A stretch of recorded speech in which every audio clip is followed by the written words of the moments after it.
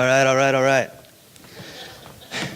Well, I'm Parker Conn, and if y'all don't mind, I'd like to start my speech off with a very simple question. It's a yes or no question, and it's pretty obvious. It's what is this? And I know none of y'all are idiots. It's obviously a flag, but is there anybody in the audience who doesn't know what my speech is about already that knows what nation this flag might belong to? If you do, and you're not one of the people that I know already knows my speech, I'm pretty impressed with you.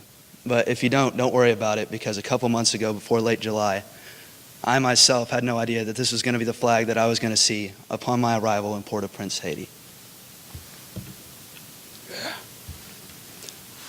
So, this past summer, I was given an incredible opportunity. And that opportunity was to join Field the Road Baptist Church, which is literally just down the street here on Pioneer, on a student service mission trip to Haiti. Now, I love telling this story, and I've told it at least 1 million times, so you're going to have to bear with me for however long this speech ends up being, because I promise I will get to the main point.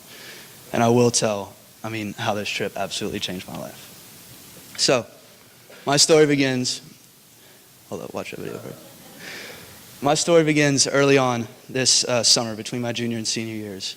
Coach Meadows' 40-yard dashes and summer baseball had already worn me out, incredibly much. I was tired every day.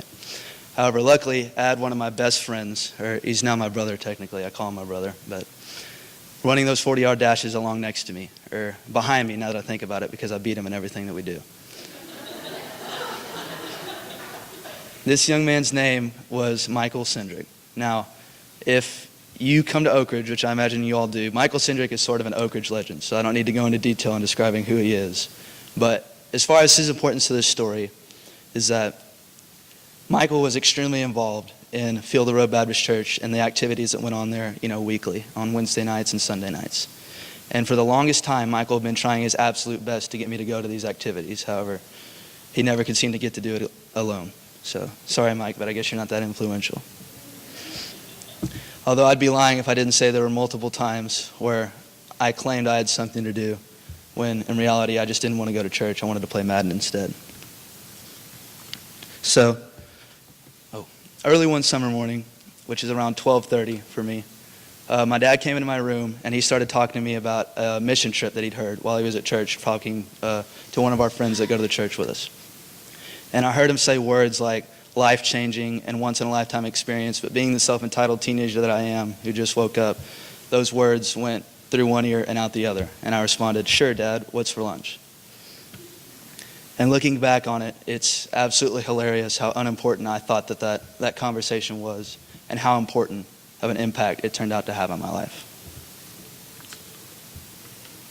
So, June flies by, summer baseball and summer workouts fly by, and just like that, one morning at 3 a.m., me, Michael, and a bunch of other kids who I've really never met before are at the field house at Field the Road Baptist Church.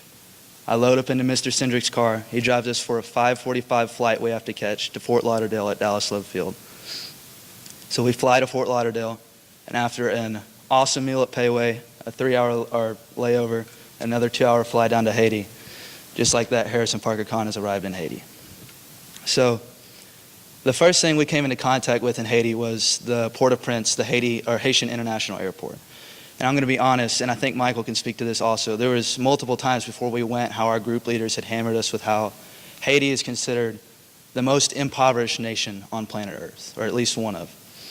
And when I arrived at that airport, that wasn't the first thing that hit me. The airport had air conditioning, which is frowned upon in Haiti. There's no such thing as air conditioning there. And it was no DFW with my beloved Chick-fil-A and Whataburger, but it certainly wasn't what I was expecting from the most impoverished nation on earth. And then we walked out the front doors.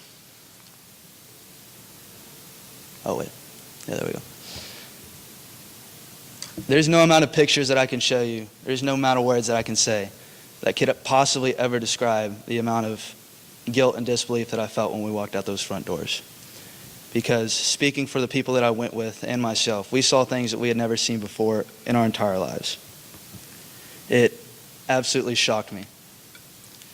So, all 49 of us, group leaders and kids combined, loaded up on a bus to prepare for the 45-minute bus ride, bumpy bus ride, to the Mission of Hope campus where we were going to be staying. And keep in mind that we were all probably operating around 3 or 4 hours of sleep that entire day because we'd been on flights and layovers and eating payway and stuff. But I guarantee not a single person's eye closed that entire bus ride because of the things we were seeing. There was hundreds and hundreds of people crowding the streets, and there was piles of trash on those streets that I swear were as tall as me. And it really opened my eyes for the first time. And to be honest, the first thing that hit me was a very simple question. It was, what on earth am I doing here? Why am I here? What purpose do I serve? I want to go home. I want to be with Mom and Dad and Kayla, you know. I don't want to be here. I was as far outside from my comfort zone as I had ever been in my life. But thanks to my best friend Michael, our youth leader Matt Hunter, and tons of help from the Haitian people, I overcame that discomfort really quickly. So, while we were in Haiti, me and my groups were given the opportunity to interact with the Haitian people in numerous different ways.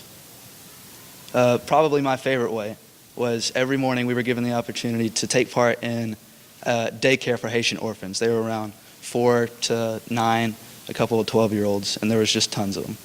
And to be honest, it was a little bit odd the first time a 5-year-old Haitian boy who I'd never met before ran up to me and tried to climb up on my shoulders, begging me to lift him up and go play with him, but I got used to it. And it turned out that dancing with them was some of the most fun I've ever had. And also on that note, it's safe to say that you've never truly experienced life until you've tried to play soccer with about 39-year-old Haitian orphans at once. It's the most thrilling experience you could ever ask for. So something else we got to do is we got to go out into the neighboring villages and we got to interact with Haitian families. We basically got to talk to them, ask them how their lives were, ask them if they were healthy or not, if they had food and water, yada, yada, yada. But probably the most important part about that second activity we got to do is at the very end of each family we talked to, we got to share the gospel with them. Now, I had no idea what to expect every time I walked into one of those houses. But I was incredibly surprised every time I did, because I certainly didn't expect them to have smiles on their faces and to welcome us all in. I mean, it was like we were long-lost friends. And every time we happened to mention, Jesus' name or Mission of Hope or where we came from, the church we came from, their faces, they were smiling from ear to ear. So some of the homes we went into weren't homes at all. And seeing the way that they reacted, given that the place that they were living and the situation that they were in, it really made me think about my life up to this point. It made me think what right do I have to complain to my parents, to my teachers, to my friends? What right do I have to complain to God about anything that I lack or anything that I don't want? When literally these people are living with no food and no water. If they do have water, they have to put tablets in it because otherwise it could poison them and give them some disease because of how unsanitary it is down there. And I realized in 4 days that I was going to come back home to Texas to my beautiful 2-story home with my loving family. Yet these are the conditions that these people were living in. And so the question that I asked myself was, how can these people be so much poorer than me physically, but so much richer than me spiritually? And I believe that I found that answer while I was in Haiti. So every night, when we had finished kind of our activities for the day, we gathered together in our small groups. All 49 of us split up into small groups. And luckily, I got our youth leader, Mr. Matt Hunter. He was leading our small group, and he's awesome. I thought he was a little bit weird at first, but he turned out to be awesome. We got a chance to sit down and read the Bible. And we got to read the book of Luke. And in chapter 15 of the book of Luke, we read the story of the prodigal son. And it was literally like a punch square in the nose, because I was able to relate completely with that prodigal son. That son was able to present himself as a servant and be recognized as the son that he was. And Haiti was my legit chance to serve, not only the Haitian people and not only my church and my friends, but to serve God. So I returned back to the great state of Texas with that same mindset that Haiti left me with. And Haiti's taught me a lot of valuable things.